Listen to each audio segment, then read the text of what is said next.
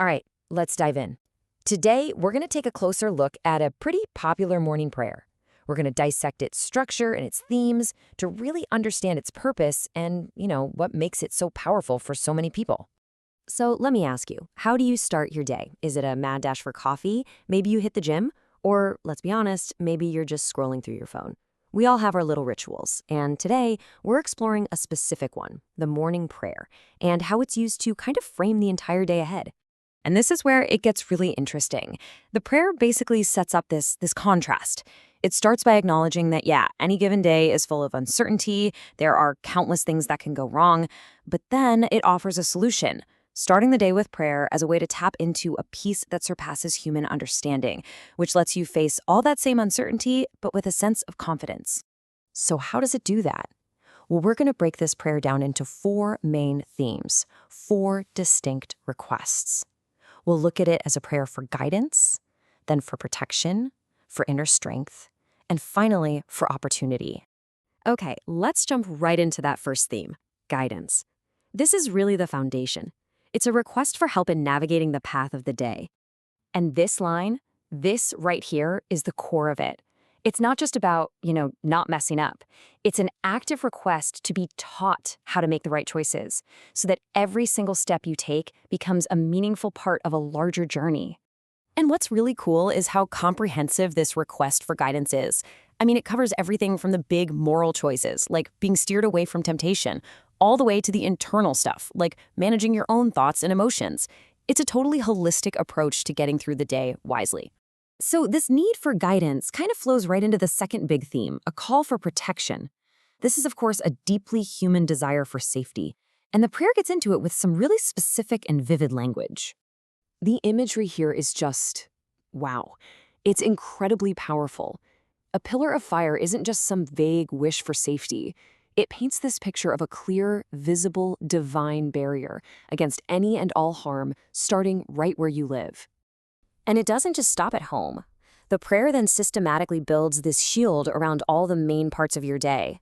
It calls for that pillar of fire at home, then a hedge of protection at work, and divine safety while you're traveling.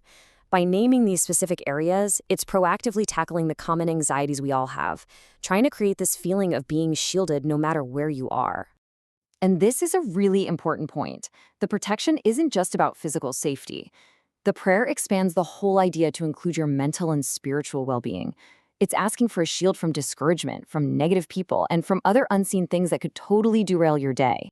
So, after dealing with all those external threats, the prayer turns inward. This next section is all about building up the inner strength, the resilience you need to face whatever comes your way. This line right here is the absolute key to understanding this part. It's a request to be able to trust in a bigger picture, something beyond what's immediately visible, especially when things look tough or confusing. So what exactly makes up this inner strength? Well, the prayer really hones in on three big things that build on each other. First, a foundation of trust. That trust then fuels the courage you need to face challenges. And all of that ultimately leads to a deep internal peace that doesn't depend on what's going on around you. And to really drive this idea of trust home, the prayer uses a specific name for God, Jehovah Jireh, which translates to, the Lord will provide. This frames God as the one who makes a way when there seems to be no way, which really doubles down on that whole idea of faith and reliance. All right, and that brings us to our final section, where the prayer totally shifts gears. It moves from a more defensive mindset to a really proactive and optimistic one. This part is all about seeing and grabbing the potential that a new day holds. And where does this optimism come from?